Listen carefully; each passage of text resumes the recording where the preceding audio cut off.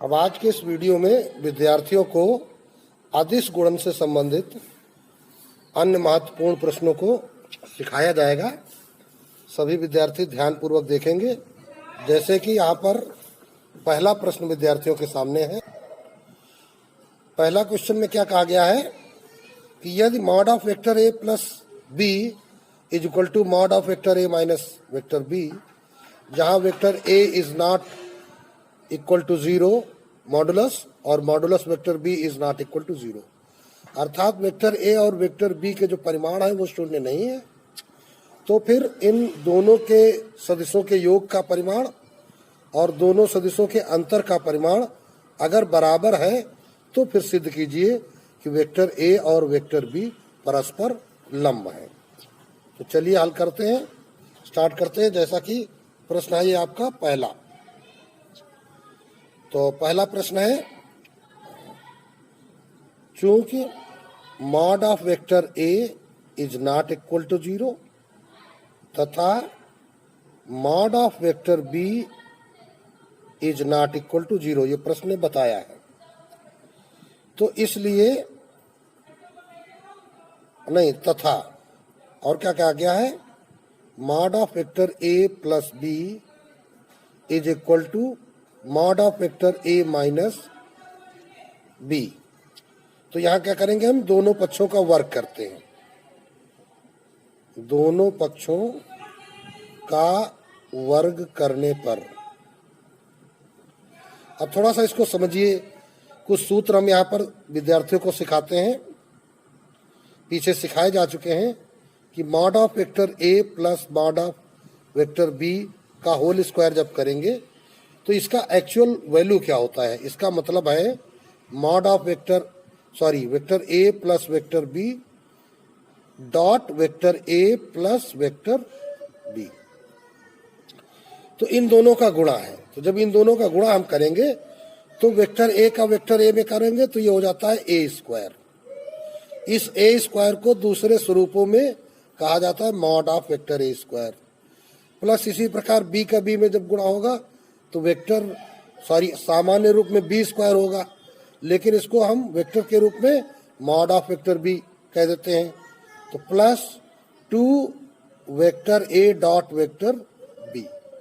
इसी प्रकार जहां माइनस लगा हुआ है तो इसमें जो 2ab है ये माइनस हो जाता है। तो यही सूत्रों का प्रयोग हम यहाँ पे करेंगे। तो mod of vector A plus mod of vector B, mod of vector A plus B का होल स्क्वायर बराबर इधर mod of vector A minus B का होल स्क्वायर। तो बराबर हो जाएगा क्या, सामान्य रूप में अगर इस रूप में लिखना चाहो तो ऐसे लिखते हैं मॉड ऑफ वेक्टर ए का square plus mod of vector B का square plus 2 vector A dot vector B.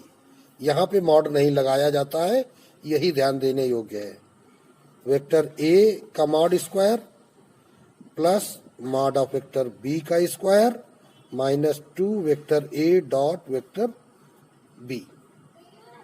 तो इस प्रकार हमने देखा क्या कि चाहो तो इसको सरल अवस्था में लिख लो। सरल अवस्था में क्या होगा, ये ए स्क्वायर, ये हो गया B square plus 2 vector A dot vector B, और ये भी vector A dot vector B है तो इसको उधर पक्षांतर कर लो तो plus 2 vector A dot vector B हो जाएगा बराबर ये A square plus B square.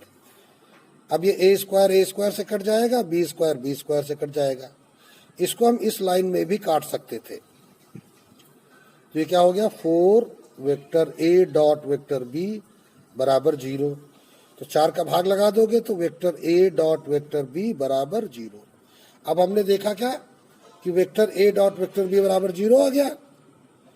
तो दो सदिशों का अदिश गुणनफल कब शून्य होता है, जब वे परस्पर लंब होते हैं। तो क्या कहेंगे, अतः वेक्टर ए तथा वेक्टर बी परस्पर लंब हैं। तो ये आपका प्रूफ हो गया, कंप्लीट हो गया प्रश्न। अगला प्रश्न देखते हैं।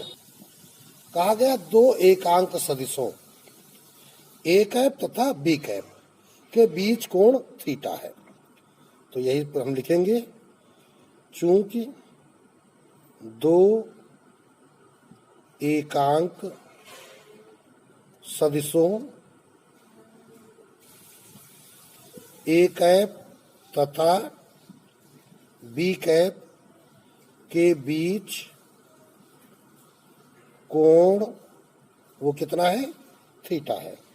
तो अब देखिए ये है क्या वास्तव में, ए कैप और ये बी कैप एकांक सदिश है, अर्थात एकांक इकाई का हमने बनाया हुआ है। इसकी वैल्यू क्या है, 1।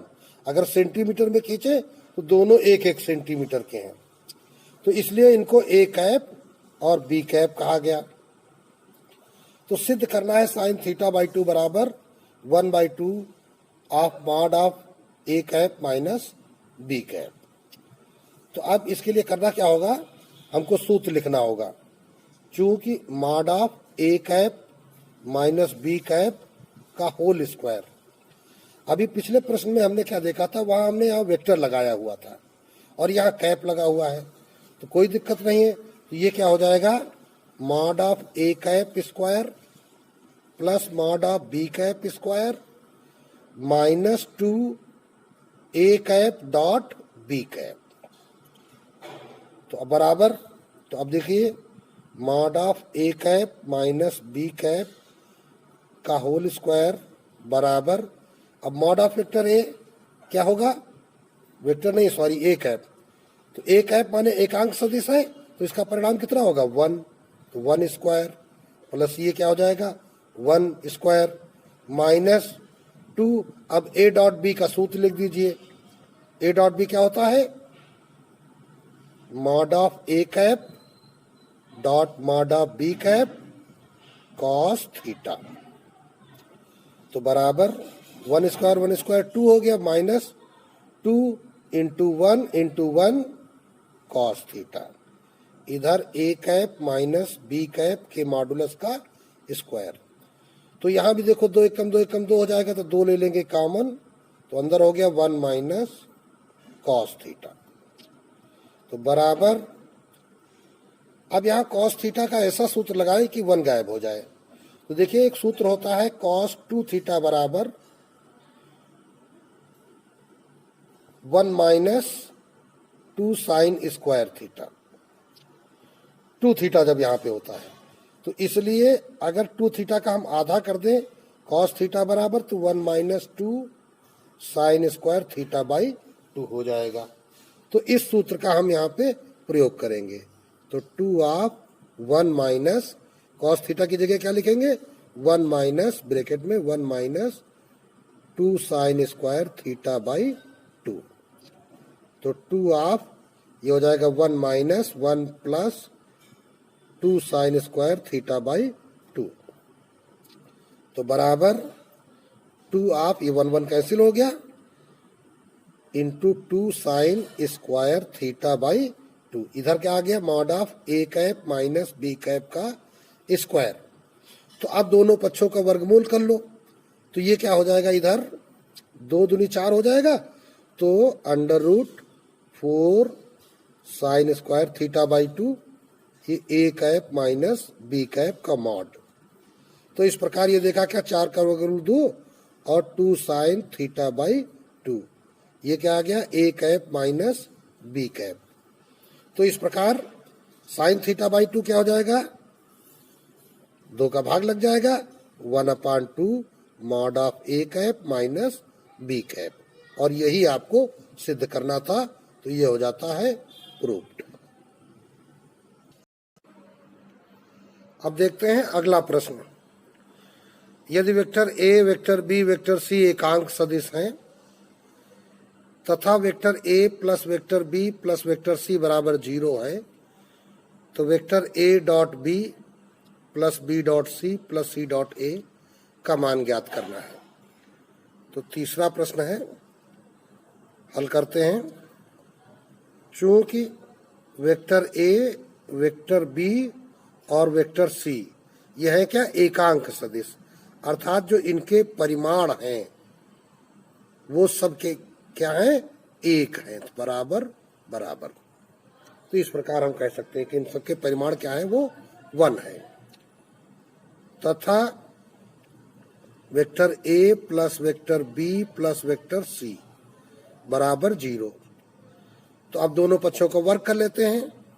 तो ए प्लस बी प्लस सी का होल स्क्वायर तो बराबर हो जाएगा क्या 0 स्क्वायर। क्या किया, दोनों पक्षों का वर्ग करने पर।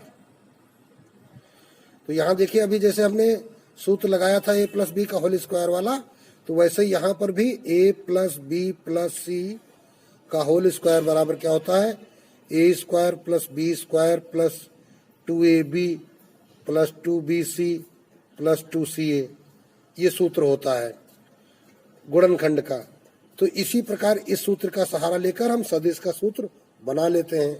तो जब इसका होल स्क्वायर करेंगे तो हो जाएगा mod of vector A square plus mod of vector B square plus mod of vector C square plus 2 vector A dot B plus 2 vector B dot C plus 2 vector C dot A तो बराबर 0। 0 का square 0 होगा। तो mod of vector ए कितना है 1, तो 1 plus 1 plus 1, इनके square है तो वो भी 1 ही होंगे। प्लस 2 यहाँ कॉमन ले लेते हैं, तो A dot B plus B dot C plus C dot A बराबर 0। तो 1 1 2 1 3, इस 3 का पक्षांतर कर दोगे इधर तो ये हो जाएगा -3। 2 of vector A dot B plus vector B dot C plus vector C dot vector A. अब 2 का भाग लगा देंगे तो हमारा आ जाएगा vector A dot vector B plus vector B dot vector C plus vector C dot vector A बराबर -3/2। और यही वैल्यू हमको ज्ञात करनी थी। ऊपर देखिए A dot B plus B dot C plus C dot A का मान ज्ञात करना था। तो इस प्रकार यहाँ पे ये मान आपका निकल आता है। अब अगला चौथा प्रश्न देखते हैं। सिद्ध कीजिए vector A plus vector B dot vector A plus vector B बराबर वेक्टर ए का mod square plus mod of vector B square यदि और केवल यदि वेक्टर ए और वेक्टर बी लंबवत है, जबकि vector A is not equal to vector 0 और vector B is not equal to vector 0। चौथा प्रश्न है तो लिखेंगे चूंकि vector A is not equal to vector 0 अर्थात 0 के बराबर नहीं है और vector B is not equal to vector 0, इसलिए vector A plus vector B dot vector A plus vector B तो बराबर। अब वितरण गुण का हम प्रयोग कर लेते हैं। तो ये क्या हो जाएगा, vector A dot vector A plus vector A dot vector B plus vector B dot vector A plus vector B dot B. तो अभी हम जानते हैं कि ए डॉट ए क्या होता है, ये हो जाता है तुम्हारा ए स्क्वायर या mod of vector A square plus vector A dot B और ये बी डॉट ए, इसको हम क्या कह सकते हैं ए डॉट बी प्लस ये तुम्हारा क्या हो जाएगा mod of vector B square. तो बराबर mod of vector A square plus mod of vector B square plus 2a dot B. ये हमारा रिजल्ट निकल के आया। अब यहां पर यदि ए तथा बी परस्पर लंब हो तो लंब होने का प्रतिबंध क्या होता है, ए डॉट बी बराबर 0।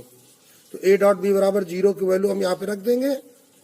तो अतः A plus B vector dot A plus B vector, ये बायां पक्ष लिख लिया, बराबर mod of vector A square plus mod of vector B square plus 2 into 0, ये बराबर हो गया 0।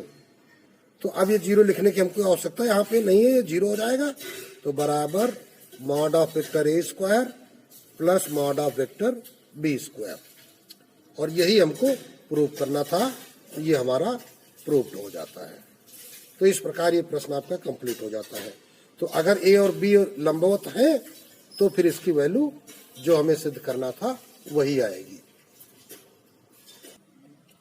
अब अगला प्रश्न देखते हैं, किस दशा में वेक्टर ए डॉट बी का होल स्क्वायर बराबर ए स्क्वायर बी स्क्वायर होगा। तो पांचवा प्रश्न है, हल करते हैं। हमें निकालना है ए डॉट बी का होल स्क्वायर। तो इसको हम क्या कह सकते हैं, A dot B into A dot B. अब देखिए ए डॉट बी होता क्या है, A B cos theta into A B cos theta. ये बन गया A square B square cos square theta. ये आ गया क्या, ए डॉट बी का स्क्वायर। और हमें लाना क्या है, किस दशा में ये ए स्क्वायर बी स्क्वायर होगा।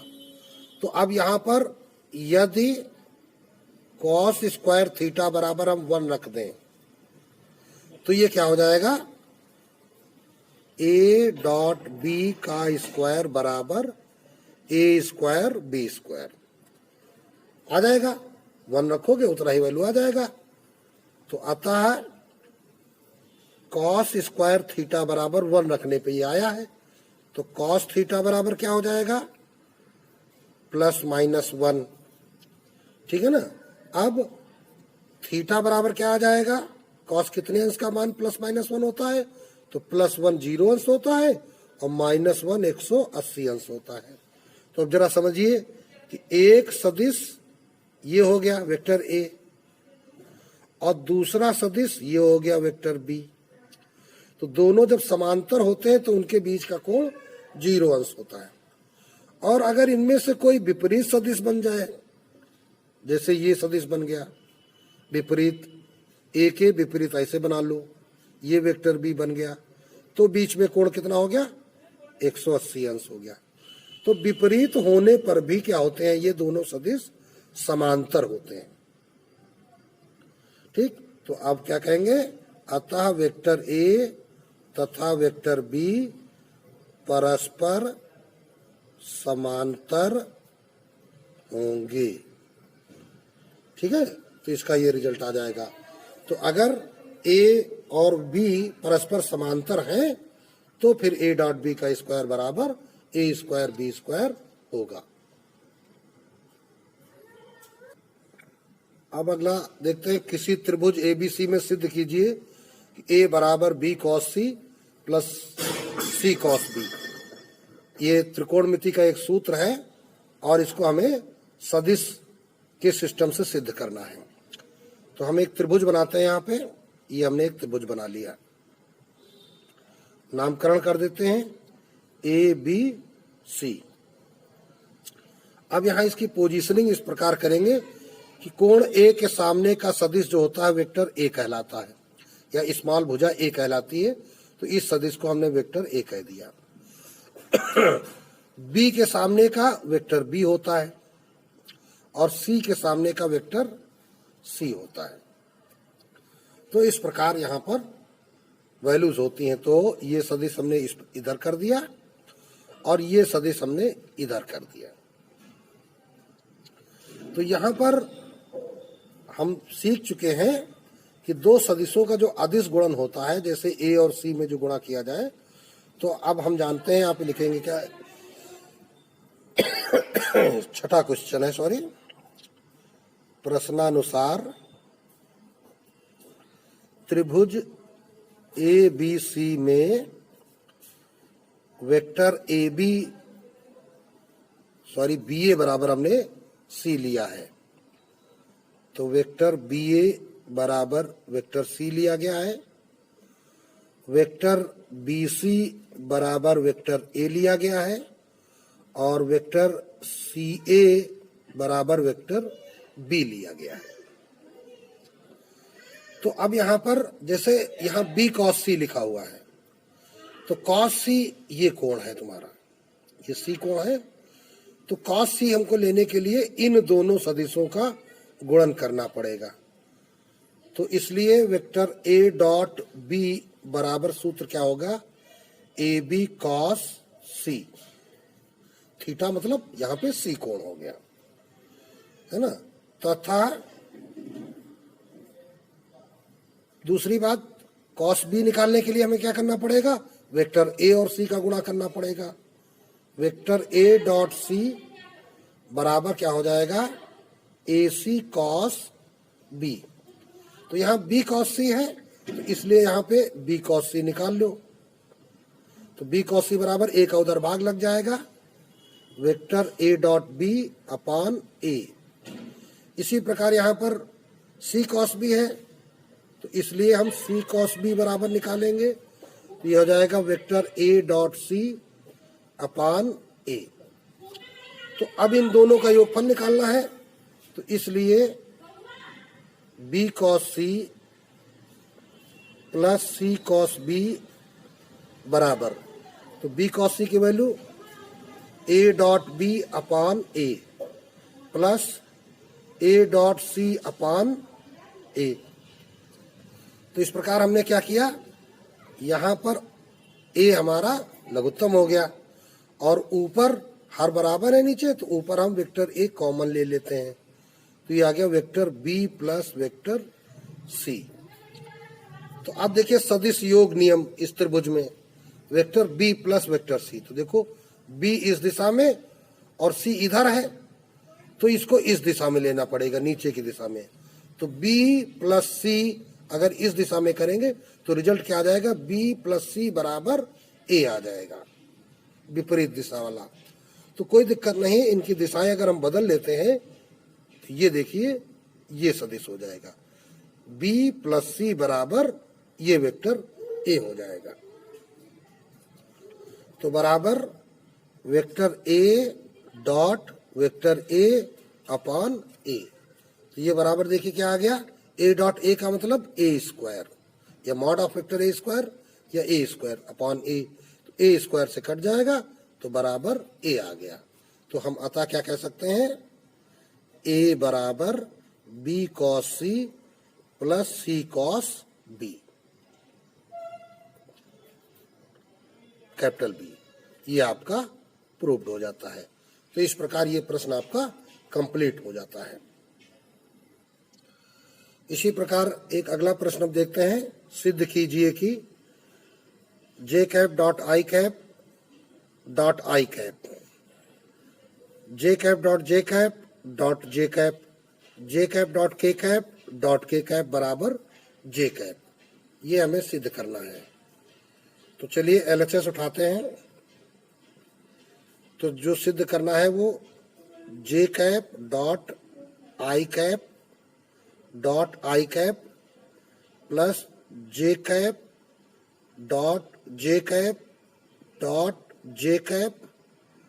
Plus J cap dot K cap तो बराबर। अब ध्यान से समझिए जरा, ये हमारा एक्स अक्ष के अनुगत सदिश है, ये वाई अक्ष के अनुगत सदिश है, और ये हमारा सदिश जो है जेड अक्ष के। तो इधर होता है आई कैप, ये होता है जे कैप वाई अक्ष के अनुगत, और इधर होता है के कैप। तो अब ध्यान देने की जरूरत यह है कि जे कैप और आई कैप, तो देखो जे कैप इस दिशा में, आई कैप इस दिशा में, तो ये कोण कितना हो जाएगा, एक्स अक्ष और वाई अक्ष के बीच में 90 डिग्री। तो यहां पर ये क्या हो जाएगा, cos 90 आ जाएगा, और cos 90 की वैल्यू क्या हो जाएगी, 0 हो जाएगी परस्पर लंबवत होने पर। तो इसकी वैल्यू हो जाएगी 0 डॉट आई कैप। इसी प्रकार जे कैप डॉट जे कैप, तो देखो जे कैप इस दिशा में, दूसरा जे कैप वो भी इस दिशा में, तो बीच का कोण कितना हो गया, 0, ठीक है ना। तो यहाँ बीच का कोण 0 होने पे cos 0 की वैल्यू 1, तो इसका रिजल्ट क्या आ जाएगा, 1 इंटू जे cap plus J cap into के कैप। तो अब देखो जे कैप ये रहा, के कैप ये रहा, बीच का कोण 90 डिग्री, तो यहां भी वैल्यू हो जाएगी 0 इंटू के कैप। तो बराबर, अब यहां पे कारण लिख दो, चूंकि आई कैप और जे कैप के बीच का कोण क्या है 90 डिग्री। यहाँ जे कैप आई कैप है ना, तो जे कैप आई कैप के बीच कोण 90 अंश, चाहे लिख दो परस्पर लंब है। जे कैप कॉमा के कैप परस्पर लंब है, तो लंब होने पर क्या होता है cos 90 बराबर 0 होता है। तो इसलिए ये वैल्यूज हो गई 0, तो 1 इंटू जे कैप ये बन गया जे कैप। तो यही आपका RHS प्रूव्ड हो जाता है। तो इस प्रकार ये वैल्यू आपकी कंप्लीट हो जाती है और ये प्रश्न आपका हल हो जाता है। तो इस प्रकार आज की वीडियो में 7 प्रमुख प्रश्नों को विद्यार्थियों ने हल करना सीखा। अब ये वीडियो यहीं पर समाप्त होता है।